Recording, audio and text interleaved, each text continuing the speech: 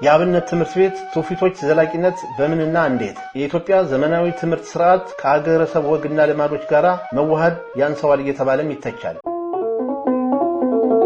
አክብሮታዊ ሰላምታችን ወደ እናንተ ያደረስ ዝግጅታችንን ሰብስክራይብ፣ ላይክ እና ሼር ያደረጋችሁ እንድትከታተሉ እንጋብዛለን። መልካም ቆይታ።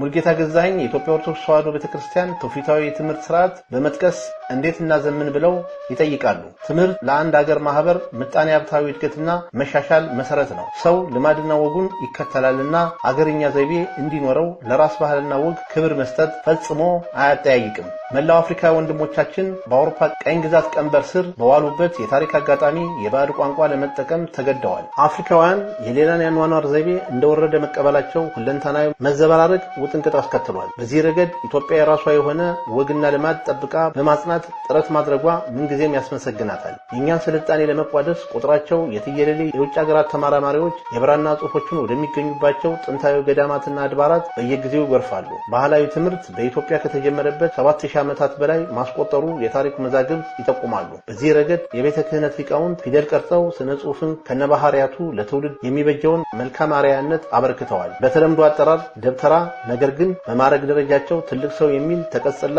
በደቀ መዛሙርቶቻቸው ዘንድ ልዩ ክብርና ሞገስ ይቸራቸዋል። የነገስታቱም መዋዕለ ዜና ዘጋቢም ናቸው። ብሂለ አበው ወእመው አባት ያበጀው ለልጅ ይበጃል እንዲሉ የኢትዮጵያ ቤተክርስቲያን በረጅም ዘመን ታሪኳ ለእውቀትና ስነ ጽሑፍ እድገት ከፍ ያለ ውለታ አላት። ቤተ ክህነት ወጣቶች መልካም ስብዕና እንዲገነቡ የሀገራቸውን እንዲያውቁ ባሳየችው አስተዋጽኦ ነቀፌታ የለባትም። በብራናና የእጅ ጽሑፍ አጣጣል፣ የመጽሐፍ ትርጓሜ፣ ሃይማኖታዊና የነገስታት ታሪክ መገኛ ማዕከላት እኒሁ ገዳማትና አድባራት ናቸው። ይሁን እንጂ በአብዛኛው ተበታትነው ልብ የሚላቸው የማጣቱ ጉዳይ አሳሳቢ ነው። ለአእምሮ ቅርስነት የተስፋ ማንቂያ ደወል ሆነው እንዲዘልቁ የሁሉም ትኩረት ይሻል።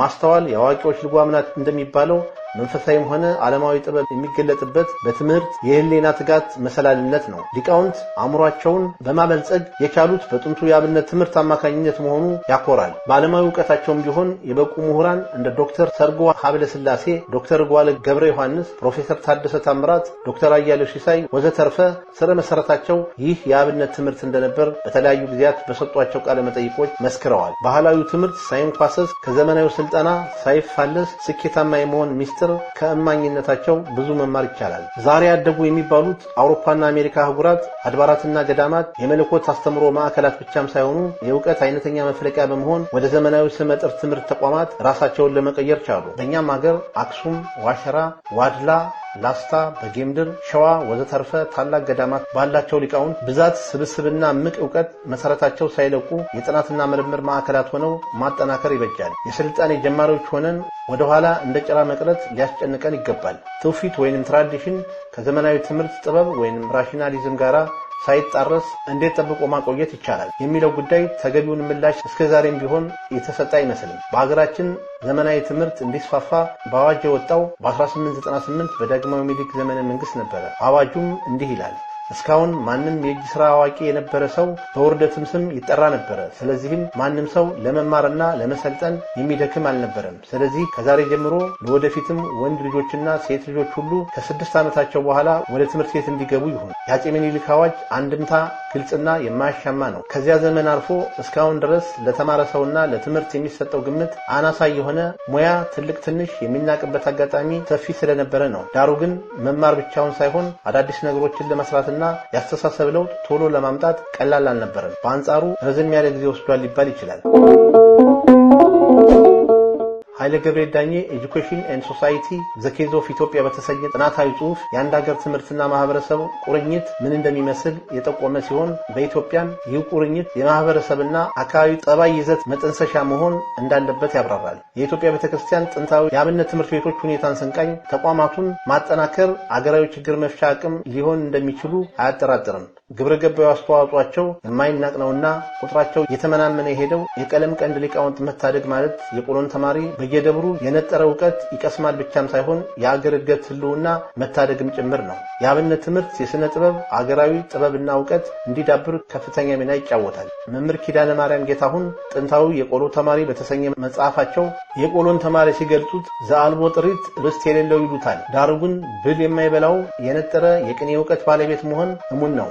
እንዲያው ለነገሩ የቆሎ ተማሪ ህይወት ከዘመድ አዝማድ ቀዬ ርቆ በየመንደሩ ዞሮ ቁራሽ ኮቾሮ እንጀራ ለምኖ ከየኔታው ተቆራኝቶ ይገኛል። የቆሎ ተማሪ ፈሪ ነው የሚል ብሂልም ደግሞ አለ። ቅኔውን እንደ ማርጠጅ ሲያንቆረቁረው ሌላ ነው። ተረቱ እንዲህ ነው። የተማሪ ነገር ይቅር ምን አባቱ ሁላ ሲያነሱበት ይላል ባዛኝቱ። ገዳማትና ገዳማውያን በተሰኘው አንድ ጽሑፍ ላይ ለግዕዝ ፊደላት መልክና ቅርጽ በመስጠት የሥነ ጽሕፈት ዕውቀት እንዲስፋፋ ያደረጉት የቤተ ክህነት ሊቃውንት መሆናቸው የታወቀ ነው ሲል ያትታል። የሀገራችን ስልጣኔ ከዚሁ ትምህርትና ስርዓት መሰረቱን የጣለ ነው። ኢትዮጵያዊ ሊቅ ቅዱስ ያሬድ አዲስ ምዕራፍ የከፈተ ታላቅ ሥራ አበርክቶ ሲታወስ ይኖራል። ከዚህ ጋር በተያያዘ ሕይወት ተፈራ ሜንታውን ዊን በሚል በእንግሊዝኛ ያበረከተችው በአቀራረቡ ልብወለድ ቀመስ መጽሐፍ ሐሰሳ ተብሎ በሞክሼዋ ሕይወት ታደሰ ግሩም ሆኖ ተተርጉሞ ለአንባቢያን ቀርቧል። ትኩረት የተነፈገው የአብነት ትምህርት ቤት የቆሎ ተማሪ መጻኢ ዕድሎች ጉዳይ ላይ በልብወለዳዊ አተራረቅ የማይሰለች አቀራረብ ተጽፏል። ስለ ጥንታዊ የአብነት ትምህርት ቤቶች፣ የቅኔ ተማሪ ሊቃውንተ ጉባኤ ትምህርት ቤቶች የዘመናት ውጣ ውረድ፣ የትውልዱ አረዳድ፣ ትውፊቱን የመጠበቅ ኃላፊነት ከምዕራቡ ዓለም አስቀድሞ የሀገራችን ጥንታዊ ትምህርት፣ ፍልስፍና፣ ስነ ጽሕፈት፣ አገረሰብ ዕውቀት፣ ግብረ ገብ ማስተማሪያ ምንጭ ሆና ቤተክርስቲያን ዘልቃለች። ይህንኑ መሻት ማፈላለግ ላይ ሐሰሳ ያውጠነጠናል ብሎ ብዙዎችን በትዝታ ምናብ ያነጉዳል። ቤተ ክህነት በአብነት ትምህርት ቤቶች አማካኝነት ትውልድን በማስተማርና በመቅረጽ በርካታ ሊቃውንትን፣ ምሁራንን በመንፈሳዊ አገልግሎት ከማብቃት ባሻገር ለቤተ መንግስት አዘማኝ ፋና ወጊ የሆኑ ሀገር አስተዳዳሪዎችን መፍለቂያነቷም ትታወሳለች። ዘመናዊነት እየተስፋፋ በመጣበት ወቅትም ወጣቶች ለሀገር ፍቅር ስሜታቸው መቀዛቀዝ ተግዳሮት እንዳይሆን የበኩሏን እገዛ ኃላፊነት የተወጣች ዘመናትን ተሻግራለች። ስንፍናን አጥብቃ የምታወግዘው ቤተክርስቲያን የሥራ ባህል እንዲዳብር በገዳመ አበው ወእመው ለመላው ዓለም አስመስክራለች። ነጋድራስ ተሰማ ሸቴ ሰምና ወርቅ ከቋጠሩት ስንኝ ይህንን ሐሳብ ያጠናክርልናል። ሁሉን ተሸክማ የምትኖረው ዓለም ከሰነፍ ሰው በቀር የሚከብዳት የለም። መልእክቱ ያላንድ ማብራሪያ በልቦና ይሰርጻል። ካሳይ ገብረ እግዚአብሔር ባሳተሙት ባህልና ክርስቲያናዊ ትውፊት በኢትዮጵያ የተሰኘ መጽሐፍ ላይ ሲገልጹ የስልጣኔ ምንጭ ትምህርት ነውና የአብነት ትምህርት ቤቶች ነባሩን ባህልና ወግ ጠብቀው እንዲሻገሩ ከዘመናዊ ትምህርት ጎን ለጎን ትኩረት ተሰጥቶት ሊቀጥል ይገባል ይላሉ። የአብነት ትምህርት የራሱ ደረጃዎች ያሉት ሲሆን ንባብ ቤት፣ ጸዋቶ ዜማ፣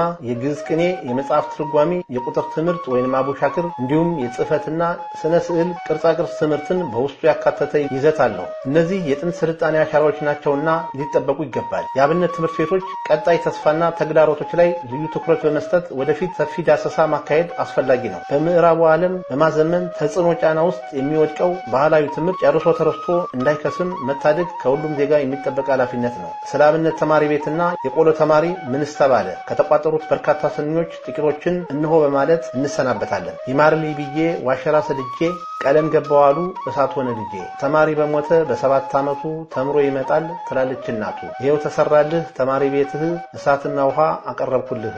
በርታ ተመራመር አስብ በራስህ መጽሐፍ ዘርግቶ እንደማስተማር እኔን ተከትሎ ይላል ብርብር። ጨረስኩ። እስካሁን ስትከታተሉት የቆያችሁትን ፕሮግራም አዘጋጅቼ ያቀረብኩላችሁ እኔ ታገሱ አስፋው ነበርኩ። ሰላም።